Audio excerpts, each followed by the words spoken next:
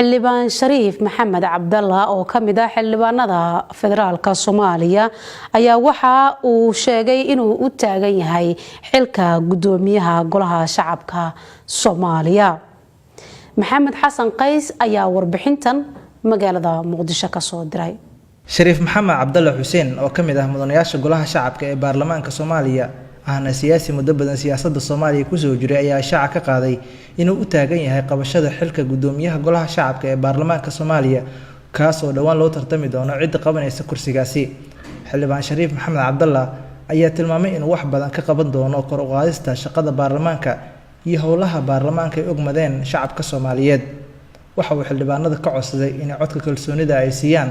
si wax badan ugu qabto shaqada iyo howlaha baarlamaanka hor yaala. Magacaygu waa xildhibaan Shariif Maxamed Cabdalla Xuseen. waxaan u taaganahay oo candidate u ahay ama murashaxan u ahay oo doonahay inaan u tartamo qabashada xilka gudoomiyaha golaha shacabka oo hadda banaanaaday ayaan rabaa inaan maxaan ku raahdaa usu rashaxo maadaama aan ahay nin oday ah nin waaye badan soo shaqeeyay khibrad dheer leh siyaasaddan wax badan ku soo jiray maamulkana ku dhawaad 40 sano ku soo jiray saas darteed baan maxaan ku rahaa waxaan u codsanayaa xildhibaanadan ka codsanayaa gaar ahaan inay codkooda isiyaan waxaan isleeyahay kaalin aad si fiican u buuxin kartid weey marka aniga haddii la doorto xildhibaanada dabcan waxaan ka codsanayaa inay doortaan haddii la doortana waxaan ku hogaaminayaa si cadaalad sanaan iyo odaynimo iyo nabadoonnimo ah ayaan ku hogaaminayaa bulshada dareenkeedina maxaan ku rahdaa ayaan ku howlgalaynaa waxay la tahay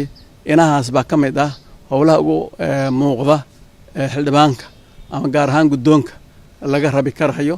marka waxaan ku celinayaa in da'aadayda iyo waayaragnimadayda iyo maxaan ku rahdaa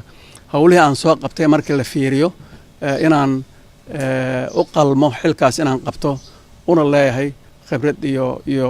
karti baan u leeyahay baan filayaa saas darteed aan uga codsanayaa xildhibaanadu inay maxaan ku raahdaa codkooda siiyaan bulshada Soomaaliyeedna inay igu taageeraan in aan